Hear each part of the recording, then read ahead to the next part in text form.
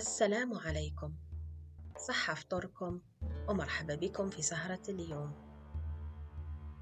بسم الله بديت وعلى النبي صليت. كان يا مكان في قديم الزمان، وما يحلى الكلام غير بالصلاة على النبي العدنان. كان في واحد الواحة من واحات الصحراء، واللي تنعم بالنخيل ما شاء الله على مد البصر. كانت ملك لوحد الفلاح، وكي يلحق الموسم اللي يقطفوا فيه عراجين الدقلة كان لازم عليه يجيب الخدامين ويخلصهم. وهو تزير في المال واحتاج، إما لا راح يحوس على كاش واحد يقدر يسلف له 1000 دورو. سقسى أصحابه ومعارفه، حتى واحد فيهم ما كان عنده هذاك المبلغ. حتى واحد فيهم دبر عليه وقال له: روح عند التاجر اليهودي، أكيد رايح تلقى عنده مقصودك. توجه الفلاح عند اليهودي باش يسلف له الدراهم، هو عارف أنه رايح يطلب منه فايدة. وكما كان الحال، التاجر اليهودي قال له: لازم ترجع لي 1000 2000. الفلاح قال له: أنت عارف هذا ريبة، وإحنا ما نخدموش بالريبة، بصح نقدر نعطيك هدية، محصول نخلة كاملة تاع دقلة نور. اليهودي قال له: لا لا، خليهم محصول 10 نخلات. هبط الفلاح راسه، وكي شاف روحو مزير قبل. أما لا تفهموا وقالوا اليهودي: العشية راني رايح نوجد لك 1000 دورو تاوعك ونجيبهم لك لدارك. كما كان الحال، كي يغلق اليهودي دكانه وجد صرة فيها 1000 دورو، وتوجه لدار الفلاح. وفي طريقه الصرة طاحت له ما فقلهاش، حتى وصل لدار الفلاح. وكي جا يعطيله صرة الدراهم ملقاهاش، وبدا يحوس عليها في جيابه، وبدا يحوس عليها في الأرض وملقاهاش. ثم بدا اليهودي يتحسر ويعيط ويحوس ويسقسي في الناس، وكل واحد اللي يسقسيه يقول له ما شفتهاش. هكذا حتى قال له راسه روح للقاضي وشكيله. وصل اليهودي عند قاضي هذيك الدشرة، سلم ودخل وقال: يا سيدي القاضي، كانت عندي صرة فيها 1000 دورو، ما عرفتش شكون اداهالي، راني جيت نشتكي لك. قال له القاضي: احنا ما نقدروش نعرفوا شكون اللي اداها، بصح إذا حبيت نخبروا الناس ونقولوا لهم اللي يلقى صرة تاع دراهم فيها 1000 دورو، اللي يجيبها نعطيه له 100 دورو هدية. اليهودي ما عجبوش الحال وقال له: كيفاش 100 دورو كاملة نعطيها لهم؟ قال له القاضي: هكذا الناس رايحة تتقنع وتقول 100 دورو حلالية خير من 1000 دورو حرامية. هبط راسو اليهودي وقال له: خلاص كيما تحب. أما القاضي أمر البراح يدور في القرية ويقول: اللي يلقى سرة فيها 1000 دورو يجيبها للقاضي، وعنده هدية 100 دورو.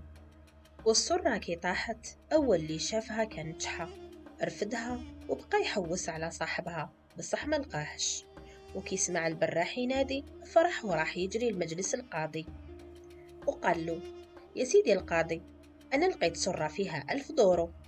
ثم القاضي قال لليهودي: خلاص رانا لقينا السرة تاعك والحمد لله، دركا لازم تعطي لجحة الهدية تاعو. ثم اليهودي بدا يتحايل باش ما يمدش 100 دورو. فكر وقال: يا سيدي القاضي، أنا كنت نسيت، هذيك السرة كان فيها 1100، ودوكا جحة جاب غير 1000، يما ل100 ما يكون غير هو اللي اداها. هنا القاضي خزر في اليهودي وقال له: ماشي قلت 1000، كيفاش دوكا رجعت 1100؟ قال له اليهودي: راني نقول لك يا سيدي 1100. شحال لهنايا؟ قال للقاضي: خليك شاهد يا سيدي القاضي، أنا رايح نسقسيه الآخر مرة، السرة تاعك كان فيها 1000 دورو ولا 1100؟ انطق اليهودي وقال له: فيها 1100. شحال؟ قال للقاضي: خلاص يا سيدي، أنا لقيت سرة فيها 1000 دورو، إما خلاص ما راهيش تاع اليهودي، أناني رايح نحوس على مولها في جهة أخرى. اليهودي حس روحه طاح في حيلة من الحيل تاع جحا، وتم بدا يحلل وقال: خلاص خلاص، كان فيها غير 1000 يا سيدي القاضي، وراح نعطيله 100 دورو تاعو. أنا كنت غير حاير في 1000 اللي وعدت بيها الفلاح، ودرك لازم نزيد نخمم على 100 أخرى باش يولوا 1000 بالتمام. قال له جحا: غير روح برك، أنا ما رانيش نحوس على 100 دور الهدية تاعك، ربي يسمح. اليهودي مات بالفرحة ورفد دراهمه وراح يجري للفلاح وعطاهم له.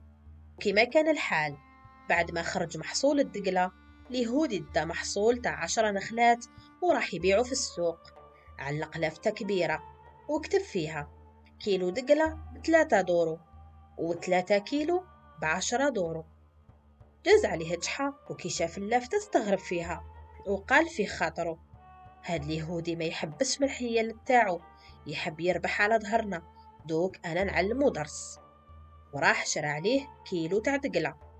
من بعد شوية زاد رجع عليه وزاد شرى عليه كيلو آخر، وزاد بعد شوية رجع عليه ودا كيلو آخر تاع دقلة.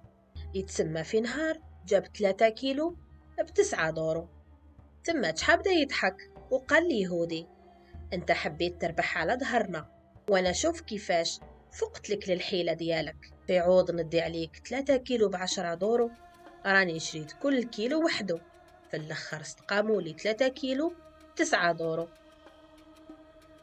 ثم اليهودي بدا يضحك ويضحك وقال له: تعرف اليوم سكان القرية كامل داروا كيما درت انت، وبقاو النهار كامل وهما رايحين جايين رايحين جايين يدوا غير بالكيلو تاع دقلة، وفي الاخر يقولوا لي نفس الهضرة ديالك.